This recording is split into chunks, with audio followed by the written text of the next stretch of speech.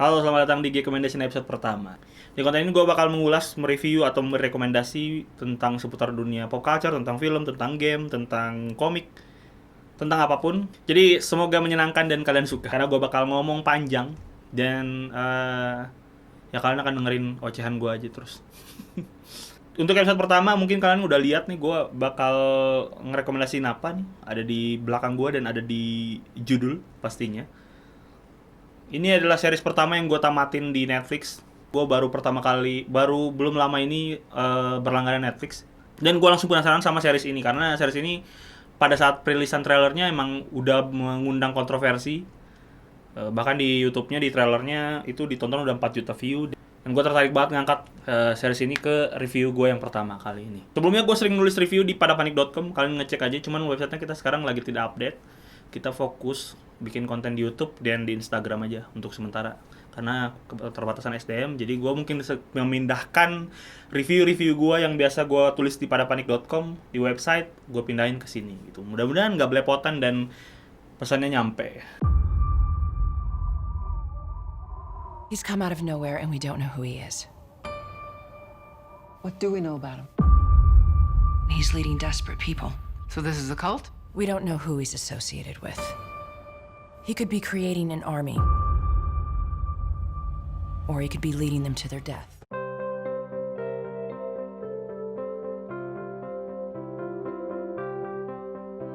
Sebelumnya gue cuma mau bilang kalau film Mesiah ini, Messiah atau apapun pronunciation-nya, ini bukan film religi atau film rohani. Ini juga bukan film sejarah, ini juga bukan film propaganda, tapi nggak tahu ya propaganda apa bukan ya. Film ini adalah murni film fiksi yang tema besarnya diangkat dari mungkin kalau di agama Islam tuh banyak diceritakan dalam hadis. Ada beberapa hadis yang menceritakan tentang turunnya Nabi Isa kembali ke bumi di hari akhir. Sedangkan dalam ajaran Kristen disebutnya sebagai the second coming atau parousia. Banyak banget di Alkitab dijelaskan tentang kedatangan kedua atau kembalinya Sang Yesus. Namun ini juga erat kaitannya dengan cerita kedatangan Dajjal, yaitu atau bisa disebut sebagai nabi palsu yang menyesatkan gitu. Jadi seseorang yang datang punya mujizat, punya kekuatan tapi ternyata menyesatkan. Kita tutup itu dulu semua. Sekarang kita berpikir bahwa ini adalah film fiksi yang benar-benar tidak ada hubungannya dengan propaganda atau hal-hal lainnya. Mesiah memulai season pertama dengan 10 episode. Dirilis secara serentak 1 Januari 2020. Serial ini emang jelas banget menuai kontroversi dari awal. Tapi kalau kita fokus menonton serialnya dan menikmati ceritanya, sebenarnya serial ini sangat seru banget dan wajib ditunggu season 2-nya sih. Gue juga berharap ini bakal segera datang, segera muncul season 2-nya. Produksinya semoga cepat selesai. Karena selain masuk kategori fiksi, dia juga masuk dalam kategori misteri. Jadi anggap aja kalian sedang nonton film detektif, jadi nikmatilah. Coba menebak-nebak misterinya akan kemana. Jadi nggak perlu mikir-mikir aneh-aneh. Serial Mesiah ini ditulis oleh Michael Petroni. Ini penulis sutradara dari Australia. Kalau kalian buka di Google, banyak banget yang cari tahu Michael Petroni agamanya apa. Kayaknya orang Indonesia pasti. Ia adalah penulis skenario untuk film The Chronicles of Narnia 2010. Dan dia juga penulis film The Book Thief 2013. Dia banyaknya di penulis skenario sih, si Michael Petroni ini. Cerita Mesiah ini berporos pada 3 karakter. Yang pertama adalah seorang pria misterius yang dijuluki Al-Masih. Ia tiba-tiba muncul di Suriah ketika sedang adanya konflik. Ia terus menjadi pusat perhatian dunia dengan keajaiban-keajaiban yang ia ciptakan, dan dia bahkan langsung punya ribuan pengikut ketika awal-awal gitu. Selain mempunyai pengikut garis keras, ia juga menjadi media darling di Amerika dan menjadi pusat perhatian bagi banyak orang, sehingga dia tidak hanya diikuti oleh pengikutnya tapi juga diikuti oleh orang-orang yang penasaran dan kepo, kayak nonton kebakaran jadinya. Bahkan dia juga jadi harapan terakhir bagi orang-orang yang udah mulai putus asa. Karakter ini diperankan oleh Mehdi Dehbi. Ia adalah orang Belgia.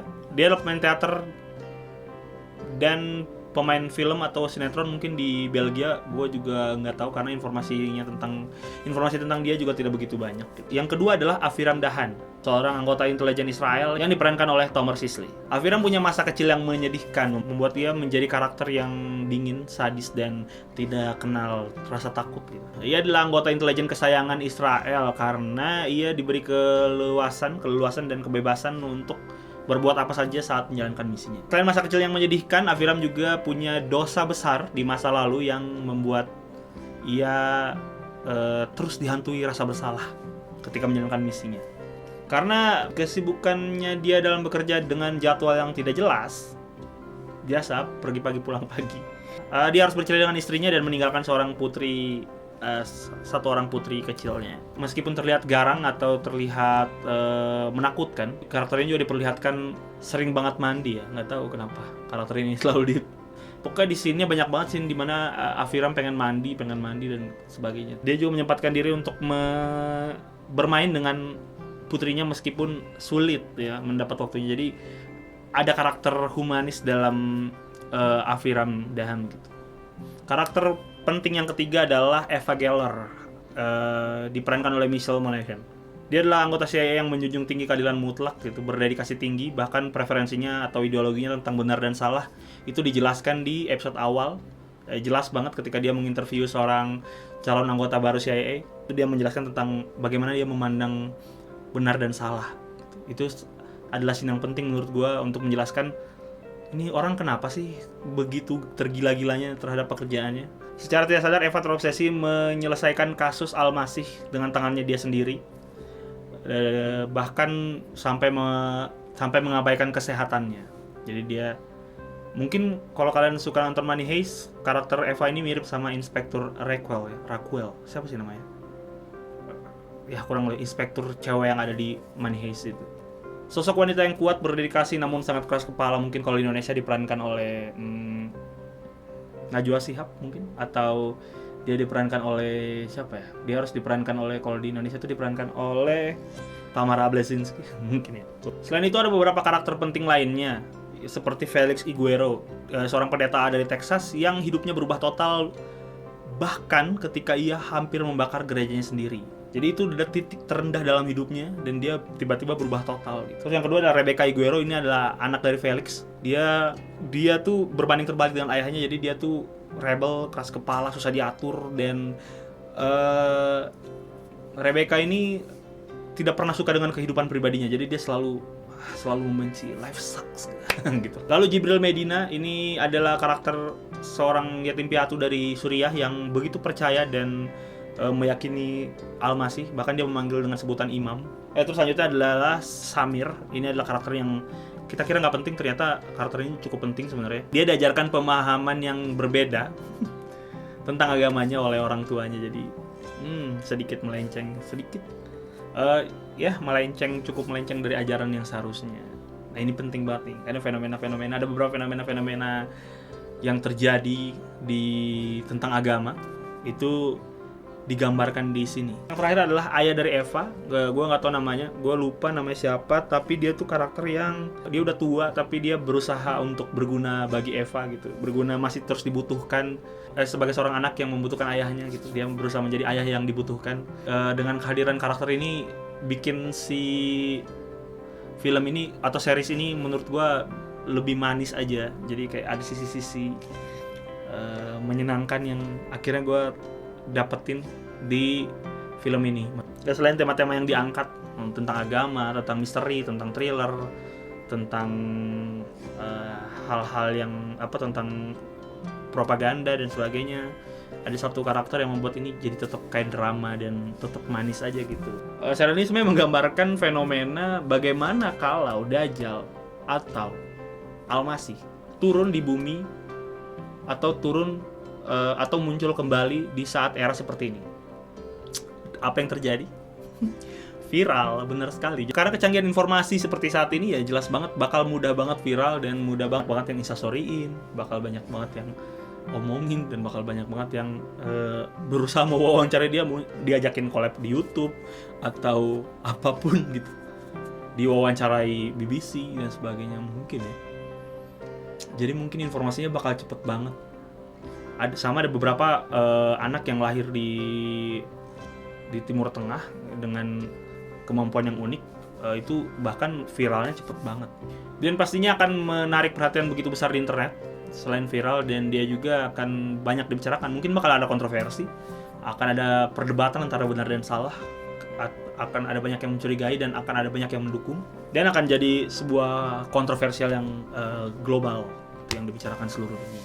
Yang saya soroti dari serial ini adalah karakter Almasinya itu terlihat tidak punya aura sama sekali gitu. Karena postur tubuhnya mungkin kecil, terus dia tuh cenderung menggunakan pakaian yang casual atau bahkan kadang-kadang dia pakai sporty, kadang-kadang dia pakai jaket Adidas gitu, jaket olahraga gitu yang bikin auranya tidak membuat gua gitulah terkesan, atau enggak gua nggak ngeliat karisma gitu dalam karakter si Mesia ini. Nggak seperti gue ketika ngelihat Berlin gitu di Money Heist, atau gue ngelihat bahkan gue ngelihat Nick Fury di Avengers, itu juga gue anjir wibawanya keren banget nih orang nih.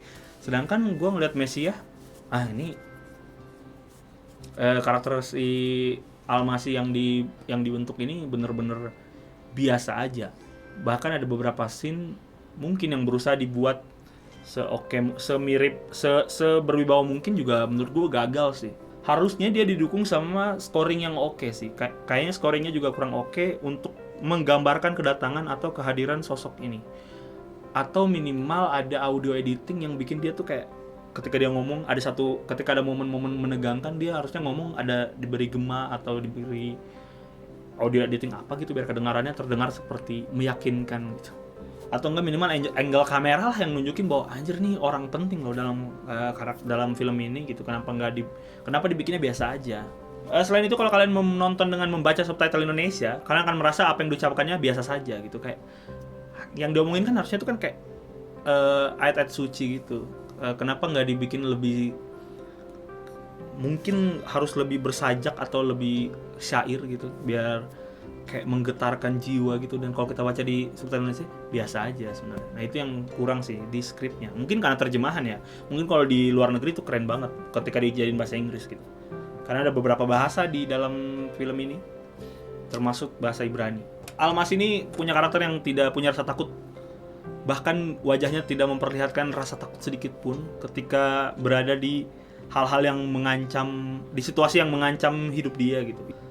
Itu yang bikin kita penasaran dengan karakter ini. Dia juga tidak pernah diperlihatkan makan, minum, atau melakukan aktivitas-aktivitas lainnya yang rutin dilakukan manusia biasa. Ia hanya sering terlihat berdiam diri, duduk, atau berbaring gitu sambil kayak semacam nggak tidur juga ya. Dia ngapain? Dia semacam seperti berbicara dengan dirinya sendiri atau seperti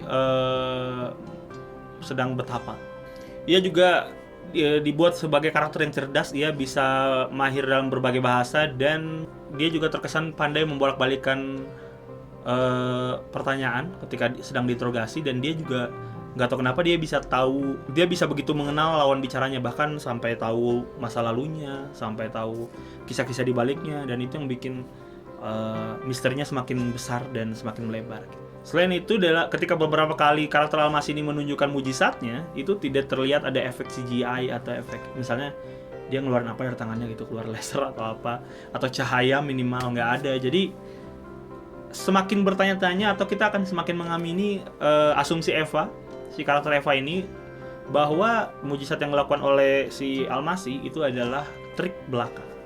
Jadi semakin seru. Selama menonton, di pikiran saya tuh selalu merasa kalau emang Almas ini adalah sosok yang biasa atau penipu ya. Tapi semakin dekat gue semakin tidak rela ketika kalau karakter ini akhirnya terungkap gitu. Gue semakin tidak siap menuju ending saking serunya. Itu yang gue rasakan. Jadi saat nonton akan ada rasa percaya yang naik turun terhadap karakter Almas ini. Lalu di pertengahan kita akan sosokan kayak ada timbul perasaan untuk meremehkan misteri-misterinya dan kayak menganggap remeh ceritanya. Setelah menuju akhir episode, kita akan dibuat bingung kembali. Setelah karakter-karakter dalam filmnya itu patah hati, selanjutnya adalah ekspektasi dan asumsi saya yang patah. Di episode 9 adalah episode yang paling emosional, sedangkan di episode 10 akan menyisakan tanda tanya besar. Namanya juga serial ya, atau sinetron. Jadi di setiap akhir episode, setiap akhir season, akan dibuat segreget mungkin biar kita penasaran. Rasa penasaran yang sangat besar antara ekspektasi kita dan kemana cerita ini akan dibawa. Gregetan asli, pengen mempercepat waktu untuk menonton season 2-nya. Gue nggak sabaran anjir. Banyak teman gue yang menanyakan film ini berat nggak sih sebenarnya. Serial ini hanya berfokus pada 3 karakter, jadi sangat ringan banget dan kita tuh tidak perlu bolak-balik nonton episode sebelumnya untuk memecahkan misteri yang selanjutnya. Jadi jalan cerita itu ngalir-ngalir aja. Jadi nggak perlu mengingat apapun hal detail yang ada di episode 1 atau episode 2 untuk lanjut ke episode 5 atau episode 6. Gua cerita ini ringan banget sih. Di sekitar episode 7 dan 8 mungkin agak membosankan gitu karena alurnya tiba-tiba turun gitu. Padahal di episode 6 lagi seru-serunya. Jadi episode 7 dan episode 8 mungkin akan berpindah fokus ke 2 karakter selain Almasi tadi, Aviram Daham dan si Eva Geller. Banyak yang ngerasa ini episodenya nggak menyenangkan ya. Tapi menurut gua kalau kalian menikmatinya ini seru banget.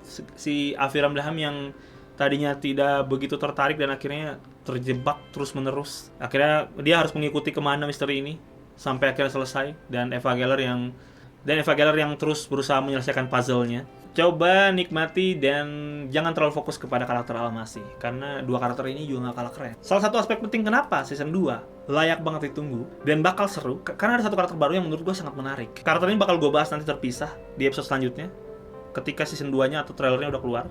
Gue ngebahas detail kenapa karakter ini bakal seru dan gue akan bahas lebih detail kenapa karakter ini menurut gue seru banget.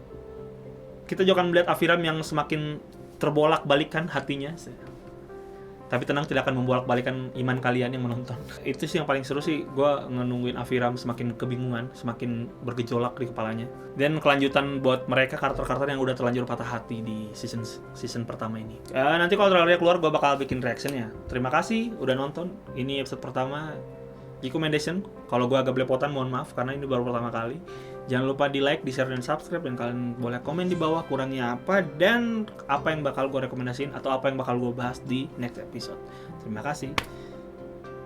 Dadah.